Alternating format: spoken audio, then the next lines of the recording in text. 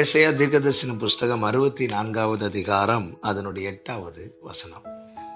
இப்பொழுதும் கர்த்தாவே, நீர் எங்களுடைய பிதா, நாங்கள் களிமண், நீர் எங்களை உருவாக்குகிறவர், நாங்கள் அனைவரும் உமது கரத்தின் கிரியை.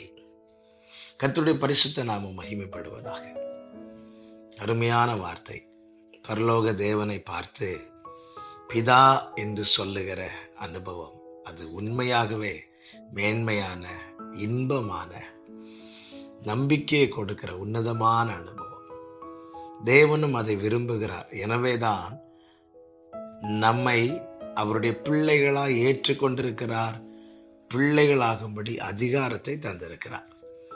ஆண்டவராகிய இயேசு கிறிஸ்துவை யார் விசுவாசிக்கிறார்களோ அவர்கள் அவருக்கு பிள்ளைகளாகும்படிக்கு அவர்களுக்கு